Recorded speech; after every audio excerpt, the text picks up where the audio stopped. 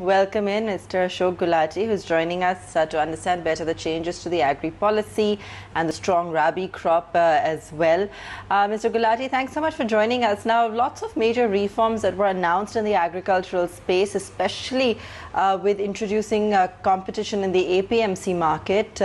How do some of these moves impact the farmer? You've been advocating these reforms for a long time. The basic premise of these reforms is that the farmer should have multiple choices, particularly instead of just going to the mandi and then once he goes there, whatever the price and whatever the auction system is, he is basically bound there. Now, during COVID, the problem was that we wanted to reduce the pressure on the mandi system because of social distancing. So many states experimented and opened up large areas, other areas for procuring crops. For example, in Punjab itself, they made almost 1,800, more than that, rice mills as the procurement places where the whole wheat can be procured and kept. So this idea came that why not allow the processors, exporters, organized retailers to directly buy from the farmers. And there, the social distancing will be easier to keep rather than in the mandi where everybody comes within a very limited time period and there is a massive stampede literally.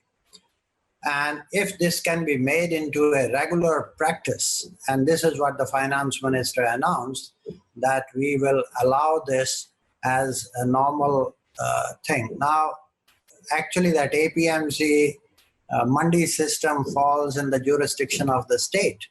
Now, if the center wants to create a system where anybody can go to the farmer and buy from any state, then they'll have to bring a central legislation overruling the state legislations. Or otherwise, the option was to come along like the GST, 10-year negotiation with the states. In fact, this whole process started off in 2003 during Mr. Vajpayee's time. But it has not been a success. Now they have announced that. So let's hope something good comes and farmer has choices to sell to anybody.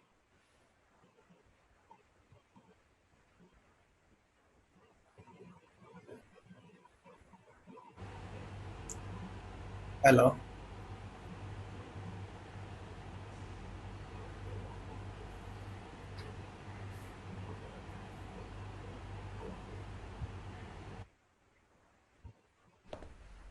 Right.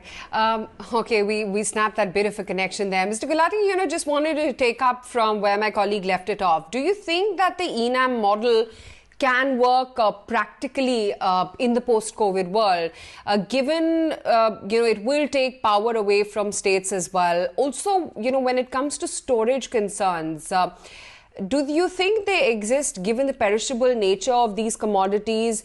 And do you really think the derivative market for agri-produce, is something that can be put in place? Let's take one by one. Your first question is about ENAM. Now, ENAM is like e-commerce, and sitting in Delhi, can I order something from Gujarat or Karnataka or Tamil Nadu? What I need to be assured as a buyer is that whatever you are displaying on the computer as the specifications of the product, it is those very things that are delivered to me. Now, if the delivery is very different from what you have promised me on the computer, then I should have the right to return it. This is how you build confidence in Amazon.com and all these e-commerce business, right?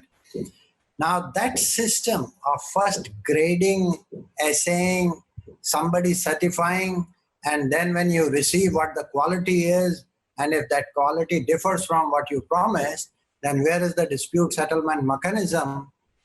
Those things are not in place. And if those things are not in place, ENAM cannot fly. It is so far a major slogan, good intention, but I don't think it's a success. They are showing all sorts of 70,000 crore business and all that. Actually, if you go into the depth of that, you find even FCI sales are shown as ENAM sales. They were doing in the register, now they start putting in the computer as ENAM. So that's the other thing that you talked about, stocking. Stocking the Essential Commodities Act practically was a big hindrance on the private sector investment in agricultural commodities. Because of this fear always hanging on you that government can announce stocking limits. So if I want to produce, have a stock, of 50,000 tons, a silo, but tomorrow you announce that nobody can keep more than 500 tons, what do I do with my whole capacity that I have created? So private sector was not willing in a big way to come forward. They were doing it for the government. Certain silos are made which are rented out literally to the government. Now they have promised that they will not abolish Essential Commodities Act, but it will be applicable only in extreme situations like natural calamity or war or famine or that type of a situation. If they follow and they walk the talk that they have done, then I think it will really incentivize the private sector to come and invest in storage facilities, modern storage facilities, and can save the wastages that are happening at present, and also ensure, because of lack of storage capacity, when the farmer comes to the mandi immediately after the harvest, the price normally collapses. So he gets a lower price, and when there is no stock in the lean season, the consumer ends up paying higher prices. So both are in a way losers, the farmer as well as the consumer. With better stocking facility, there is a chance that you will be able to stabilize the prices better. A farmer can gain immediately after the harvest, and consumer will also gain by paying a lower price in the lean season. So that's what the expectation is, provided they don't bring in some footnotes here or there to bring back the controls.